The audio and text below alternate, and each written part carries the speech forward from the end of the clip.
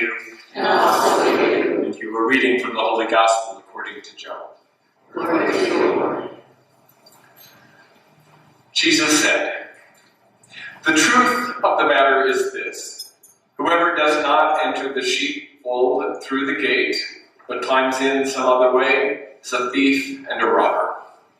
The one who enters through the gate is the shepherd of the sheep, the one for whom the keeper opens the gate. The sheep know the shepherd's voice, and the shepherd calls them by name and leads them out. Having led them out of the fold, the shepherd walks in front of them and they follow, because they recognize the shepherd's voice. They simply will not follow strangers. They will flee from them because they do not recognize the voice of the stranger."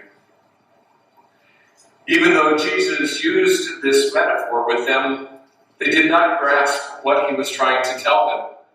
He therefore said to them again, "The truth of the matter is, I am the sheep gate. All who come before me were thieves and marauders, whom the sheep did not heed. I am the sheep gate. Whoever enters through me will be safe. You will go in and go out and find pasture. The thief only comes to steal and slaughter and destroy. But I have come that you might have life and have it to the fullest." My friends, the gospel of the Lord. Praise to you, Lord.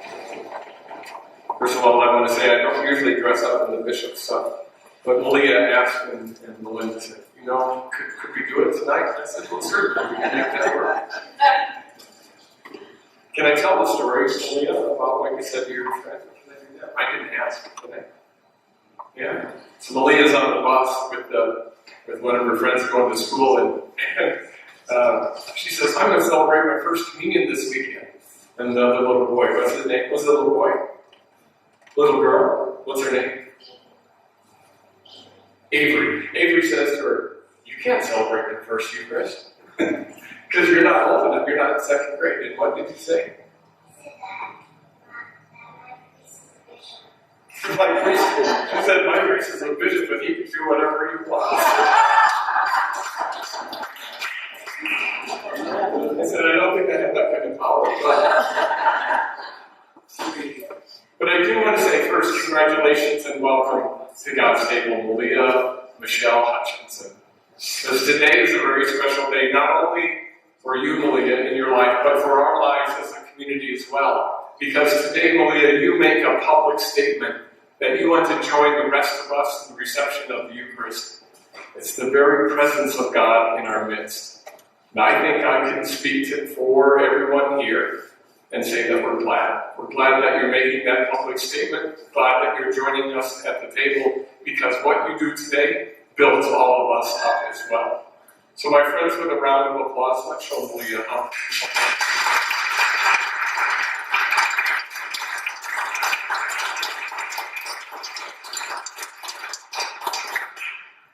It is a great day because many of us have celebrated our first communions around this time in our lives.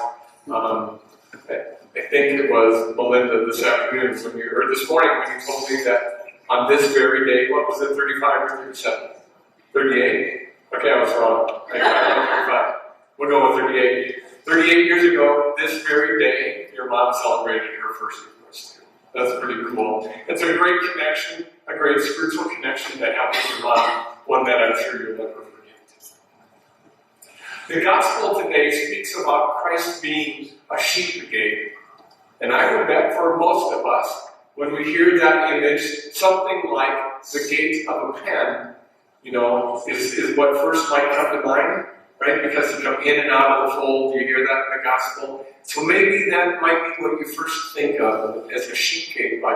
And Jesus is a gate. I grew up on a farm, so I think of a cow gate, And I'm thinking, Jesus is a sheep gate. This does not make a lot of sense in my world. And it might not make a lot of sense in yours, especially since we don't come from the country, right? Not raised with this. We're going to explore what that might mean for us, and it definitely what it meant for them in Jesus' life and the people that were hearing John's gospel. Because the concept is right, but who and what makes a big difference. We hear a lot in sacred scripture, a lot of the time about Jesus being a shepherd and the sheepgate in today's gospel. But there's a reason that we hear about that. And there's a reason that even bishops carry this particular thing, right? In our world, we call it a crozier. That's a fancy word for a shepherd's staff, right? It even looks like a shepherd's hook, doesn't it, that you buy at Menards, right? Okay, there's a reason they call it a shepherd's hook. It still carries on. There's a lot of ancient symbols that happen in our liturgies today, and even in this reality about being with us. A shepherd's hook, a shepherd's crozier has two primary purposes. First of all, a crozier is a walking stick. REI still sells walking sticks, right? You can go to REI and buy a walking stick. Why do we buy a walking stick? Why do you buy it? So you don't buy it, right, because we're going to walk on uneven ground, right? Or we're going into unfamiliar territory, or we're walking into an area that we don't know, or we're just exploring. You know, I know Kelly's went on a couple hikes out in Arizona, and they have walking sticks. The reason you have a walking stick is it gives you an additional leg, really, an additional leg to lean on, push on, balance yourself with, in our lives. In many ways, the reason that the church still continues to use the crozier for the office of bishop is because bishops, and like all of us, walk in unfamiliar territory in our lives. We move in ways and in situations which we don't know necessarily how to handle, and it's nice to know that Christ is always there for us to lean on. So you don't have to have my staff, you can have your own staff, okay? Yeah, all of us. Really, it's our relationship with God that's our third leg to stand on, right? The thing that will help pull us up when we're getting ready to fall, or the thing that might keep us from tripping over the rock or help us over the top of that rock. The other thing is, the shepherd's hook has this particular design. This design is very ancient. In fact, it goes back even pre-Jesus' time. If you look at this particular crozier, I made it. The hook that's here, there's a real particular reason for the way that's designed. Do you know, probably you don't, I happen to be raised on a sheep, or a mile and a half from a sheep farm. If a sheep is unshorn, meaning they're in full coat, right? If they're full of wool at the end of the winter season, we would be shorting right now. We'd be cutting the lamb's wool off. I'm going to stop for a second. Back up. Have you ever seen a June bug or a beetle and you flip it on its back, or it runs into the window and it falls on its back, right? In June, and it's laying on the ground. What does it do? Lilia, what does a June bug do when it lands on its back? Okay, Ian, you're a bug guy. Yeah, it moves its legs. It's like it can't get upright, right? Beetles do it. I used to love growing up as a kid, flicking a beetle over on its back and you couldn't do anything. And sit there like that, you know? So, surprisingly, a sheep that is unshorn, when it's in full coat, if you go to chase it and it happens to trip over a rock or something and it lands on its back, it does the exact same thing as a beetle. If it lands on its back and you're a shepherd out in the middle of the pasture because it's been running or chased by a wolf or whatever, coyote, and it trips in a hole, something like that, it flips on its back, it cannot get up. All it can do is sit there and bleat and wiggle its legs. The shepherd's hook is specifically designed to reach down. You grab the sheep by the neck. This sounds really bad, but it's really not. You grab the sheep by the neck and you pull it forward, and it literally sits up like you and I do as a human being. You literally sit it up like that, and then it'll fall forward on its foreleg. The reason that little curve is there is so that you don't hurt it as you reach down the pole. This ancient symbol has very specific roots because I believe that the gospel reminds us tonight, Christ does the same thing. When we fall on our back, we don't know what we're doing, where we're going, how we're being, right? Have you ever felt like you're just sitting there wiggling your legs? I've been there a ton of times. In my spiritual life, I have been at spots where I feel like I'm not getting anywhere. I'm just wiggling my legs. And I'm bleeding. And Christ really, literally, reaches down with that crozier, reaches down with that staff and lifts us up. Sometimes it takes a long time. Sometimes it takes months or weeks. But all of a sudden, you'll feel the hand of God reach down and pull you up. And then all of a sudden, you end up in a totally different space than you were when you were sitting on your back, wiggling your legs. I believe that's what this gospel is trying to remind us about, is that God is the shepherd, that Christ is always willing to walk with us, even when all we can do is wiggle our legs and lay on our back. Because there is nothing that can stop Christ from interacting with us. Now, the other thing about this gospel is it's the only time that we hear in the four gospels about Jesus being a sheep gate. Okay, now a sheep gate is not the mechanical gate that you and I grew up with, like a cow gate or a pig gate or anything like that. A sheep gate in the ancient Mediterranean world, and even yet today, you can see them. I've seen some even on when we did the Moab, when we did the Bond. If you look really carefully on a couple of those frames, you can see there's still sheepfolds. The sheepfold is simply because, you got to understand, Jesus grew up in that area, Afghanistan, Pakistan, that high desert country. All they have is pretty much plateaus where there's pastures and a lot of rock, right? So what they do is they pile the rock up into a sheepfold. The sheepfold is just a small area that's surrounded by rock, and sometimes the rock wall is about that high. And at one point in that is an open space where the sheep go in. And then the reason that they do is that sheep, despite what you hear about commercials and counting sheep, and the sheep jumping over the gate, sheep don't jump. They can't hardly jump about 3 or 4 inches, that's about it. So the wall of a sheepfold is only about 3 feet high, and it goes around the entire perimeter. Some are really small, some are really big, depending upon the size of the herd. A sheep gate is the shepherd, a person, not a place or not a thing. But a sheep gate is a shepherd, the shepherd who's in charge of the sheep inside the sheepfold. And the shepherd would sleep in front of the gate to keep the sheep from going out at night.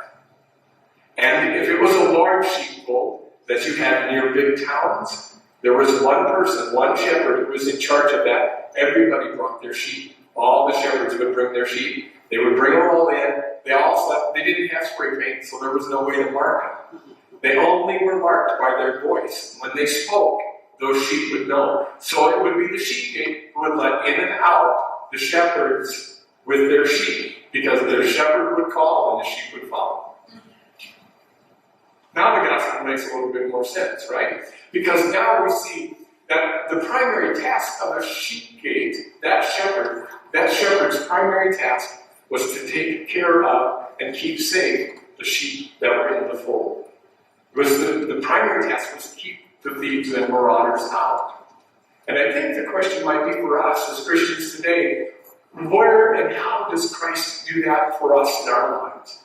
How many times do we not need to know and to understand and to believe that Christ is our sheep gate? Christ is the one who continually keeps us safe, who keeps out the things that we don't need in our lives and keeps in the things that we do. And even in the midst of that, still reaches down and picks us up. Right? It's not an easy place to be, and it's not always a friendly place to be, the sheep gate. But it is essential for us. It's essential for the fold. Today, just a few hours ago, Malia joined Joyce and Kathy and Melinda and Ian and I, and we made the first Eucharistic bread that we shared tonight. It's from her hands that Christ has broken and shared with us and with everyone else tonight. Talk about an example of being a sheep gate. One who cares for and cares about the community was made from her hands. The reason, my friends, we often miss all these symbols. You did awesome tonight. You did awesome this morning. You're doing awesome tonight. Because this liturgy talks about all the symbols. Not only that symbol, but the reason why. Why do you think, Malia, maybe you can answer that question. Why do you think the gifts of bread and wine sit at the entrance to the church? This is so cool. If you haven't, this is awesome stuff. Any idea?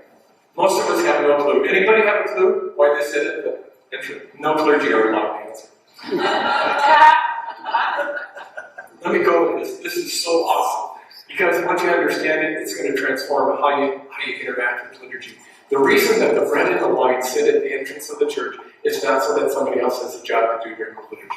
Yeah. Okay? It's not so that we can get somebody else involved. The reason it sits there is a very ancient tradition. It's a very ancient symbol in the church. Ever seen a Greek Orthodox church? And you see they usually have like a major cupola right in the center. And you always see this little cupola off to the side. You see that? You ever see that? Yeah. If you don't, go to the Greek Orthodox Church on Sunday Avenue in St. Paul. You'll see what I'm talking about. That little cupola is called the Eucharistic Chapel. And why? Because in the ancient church, what people used to do is they would come to Eucharist with a loaf of bread and a bottle of wine.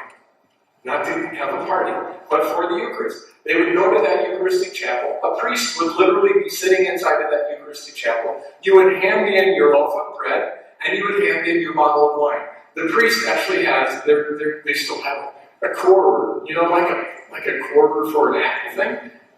They would pour out some of your bread, and they would pour out some of your wine into a common bowl and into a common chalice. And that bread and that wine was what was used for the celebration. They would give you back your bottle of wine and give you back your loaf of bread to take back to celebrate liturgy with your family. But it was a part of your bread, your wine. It was the symbols of your life that make up the Eucharistic elements. That's why they sit back there, to remind us that those are our gifts, those are our bread and wine, those are our lives that are sitting at that table, that are brought forth to this table, and over which we pray as a community of faith, asking God to what? Transform us, to consecrate us. And then we are broken and given back to the world, given back to each other. That's why having Malia make that bread today is so phenomenally powerful, because what she makes, what she gives us in that symbol is now broken and shared with the world. It's us. You just broke us, and you just shared us with the world. Thank you for doing that. Thank you for being that symbol in our lives. The only way we can accomplish that task is that we have to be given to each other in love. And we have to speak and live and walk and live and breathe in that love. So when we're struggling to love, when we're stuck on our back, like an unshorn sheep, or all we need to do is we need to ask God, the Good Shepherd, to reach down, lift us up, and help us back on our feet. The spiritual life, we talked this morning with Malia, the spiritual life, it never ends. We never understand the full extent of the Eucharist. It never stops. It's a thing in our lives that continues to grow. Our understanding continues to grow, and our relationship with God continues to deepen. So with heartfelt gratitude, Malia, I say welcome. Welcome to the table. But even more, I say thank you for helping us all to stand in gratitude, for being invited to the table with you as well. Thanks for reminding us of who we are.